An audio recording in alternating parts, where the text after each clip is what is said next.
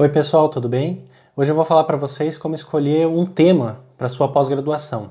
Mas não só escolher o tema, também é muito importante escolher o orientador e o programa de pós-graduação, tá? Sobre as áreas de pós-graduação que são mais quentes, mais interessantes para a astrofísica hoje, eu já gravei um vídeo, que é o vídeo 3 dessa série, as áreas mais promissoras da astrofísica. Eu não vou falar sobre as áreas em si, eu vou falar sobre como escolher o tema, orientador e programa, tá? Mas eu quero recordar duas coisas importantes sobre a escolha da área. A primeira coisa é que a escolha da área não define o resto da sua carreira. Você pode tranquilamente fazer um doutorado em cosmologia e mais para frente ir trabalhar com, digamos, estrelas, uma coisa completamente diferente em princípio, né? Isso é normal e até certo ponto é saudável, inclusive, tá? Claro, não é bom ficar trocando toda hora, mas é bom você ter novos problemas para resolver. Eu acho isso saudável na vida de um pesquisador. Se você pega os grandes nomes da física e da astrofísica, eles trabalharam com problemas bastante diferentes ao longo da sua carreira, né?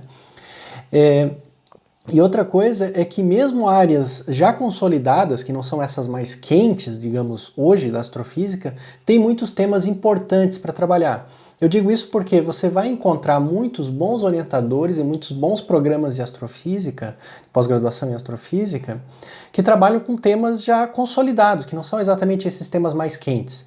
Mas pode ser muito, muito bom fazer uma pós-graduação com essas pessoas, nessas áreas, e depois, no futuro, se você quiser, trocar, tá? Então, por isso que eu falo dessas duas questões.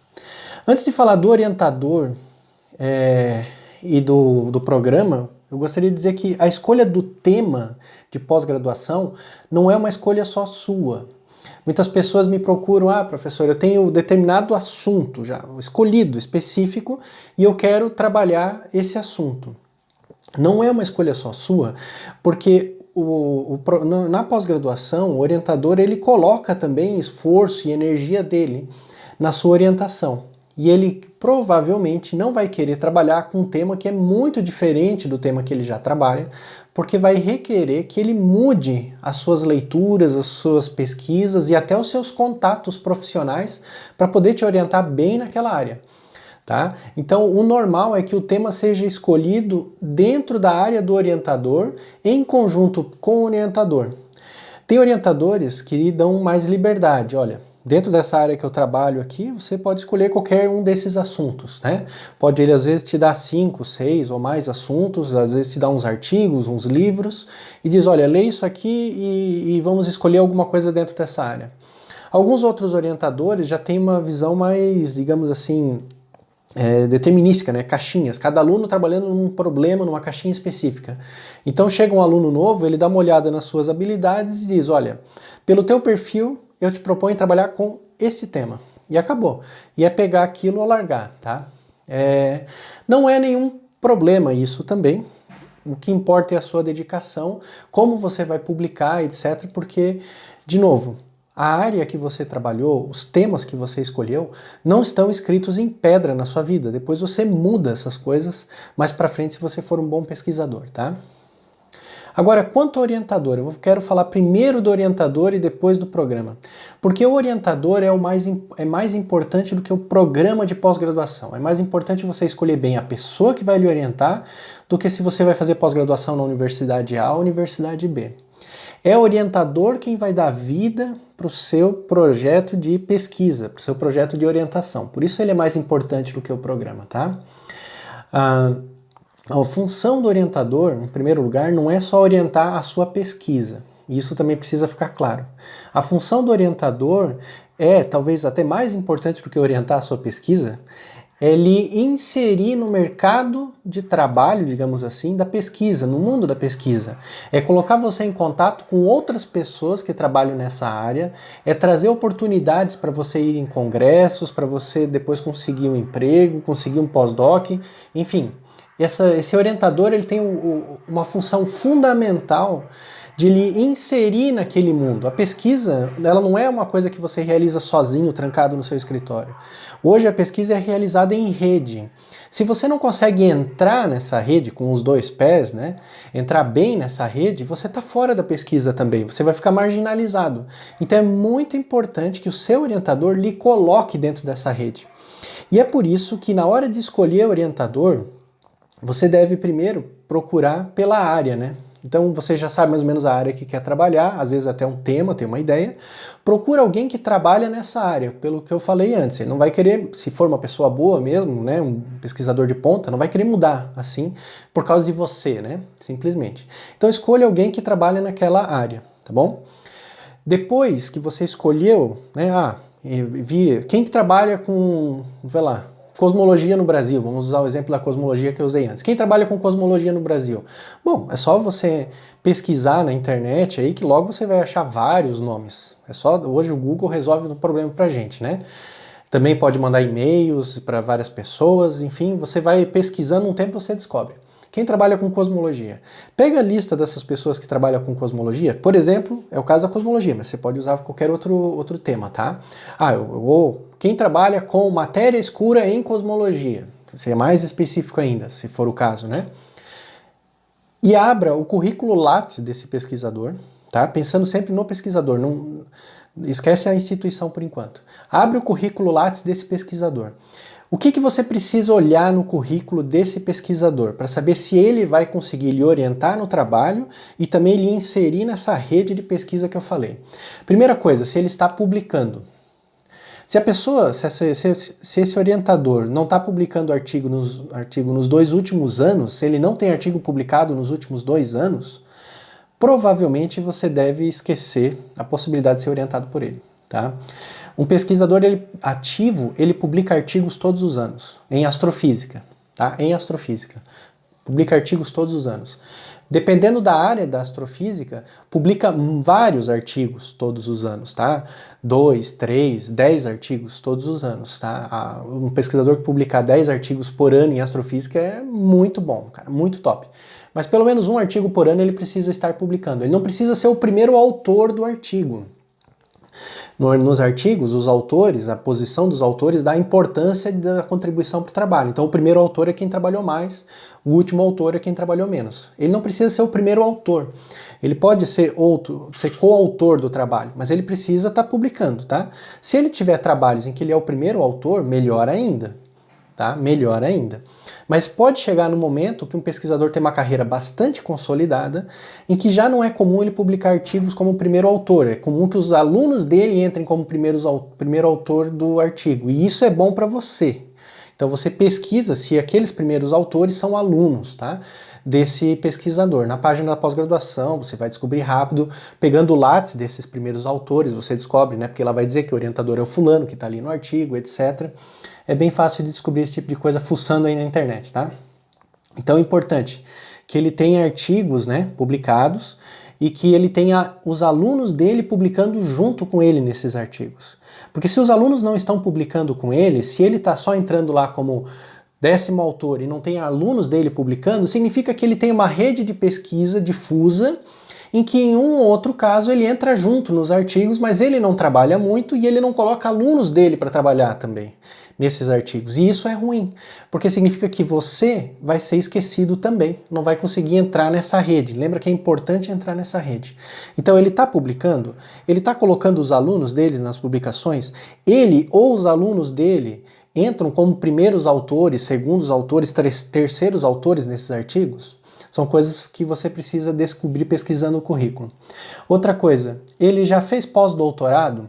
E lembra que quando eu falei sobre a carreira do astrofísico, tem 2 tipos de pós-doutorado. Tem o pós-doutorado que ele faz logo que se forma no doutorado, é um estágio para conseguir um trabalho, alguma coisa, fica ganhando uma bolsa até conseguir uma posição permanente numa universidade.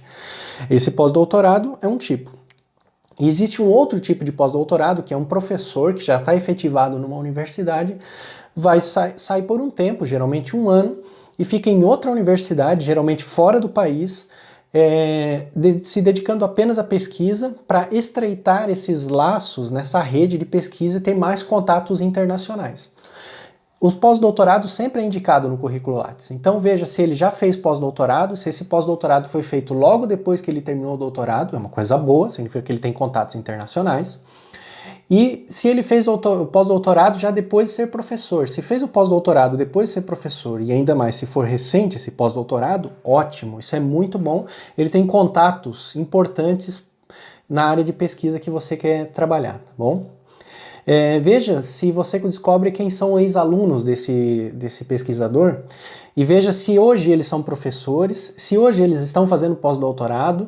Veja também se algum ex-aluno conseguiu fazer doutorado sanduíche. Doutorado sanduíche você tem 4 anos para fazer o doutorado e você pega um tempo desses 4 anos, 1 ano normalmente, 2, muito tempo já, e fica fora fazendo o seu doutorado, né, digamos aqui no Brasil. O seu doutorado está sendo feito no Brasil, mas você fica fazendo a pesquisa fora, em outra universidade.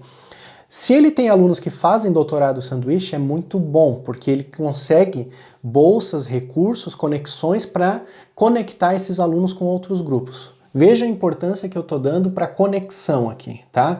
Pesquisa é feita em rede. Se você não entrar na rede da pesquisa, na área que você quer trabalhar, você vai ser esquecido, tá?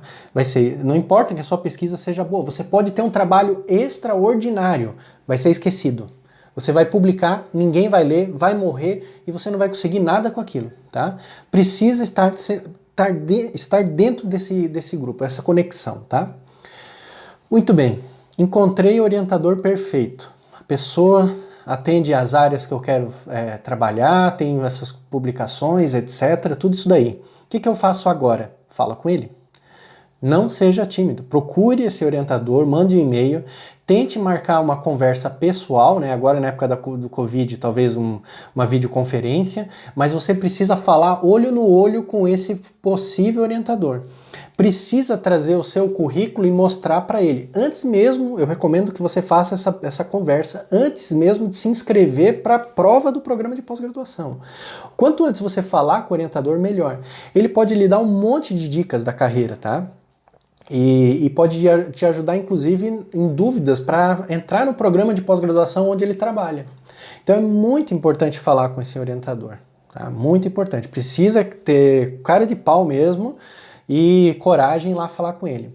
Uma coisa que é importante, os alunos às vezes não se tocam para esse detalhe, é que os alunos de pós-graduação de um pesquisador são essenciais para a carreira dele.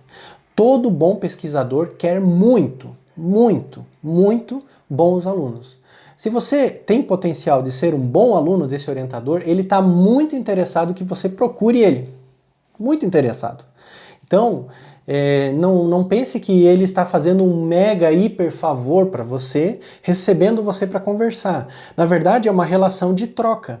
Você tem interesse em conseguir um bom orientador que lhe ajude a trabalhar aquela pesquisa e lhe conectar na rede de pesquisa, né? Fazer essas duas coisas. E ele tem muito interesse em conseguir bons alunos que façam bons trabalhos e que também, por meio desse trabalho, ampliem a conexão dele mesmo nessas redes, né? As pessoas vão dizer, olha, o fulano lá tem ótimos alunos, tem um aluno de doutorado dele que publicou numa revista tal, fez isso, fez aquilo e tal. Isso é muito importante, tá? Porque o orientador entra junto. Então todos os seus méritos de pesquisa vão passar a ser méritos dele também, de vocês juntos. Tá?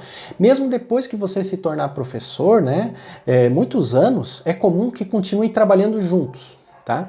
Então, lembra disso. E é por isso também que os orientadores, em geral, não querem mudar de área de pesquisa, pegar um aluno de uma área completamente diferente. Porque envolve não só estudar outras coisas, mas mudar a rede de conexão de pesquisa.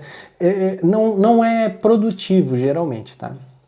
Geralmente não é produtivo. Encontrei o orientador, falei com ele. E o programa? Olha, eu acho que você não vai conseguir encontrar um orientador desse nível num programa que não seja nota 6 ou 7 da CAPES. Talvez nota 5. Tá? Como é que eu sei quais são os programas, as notas, né?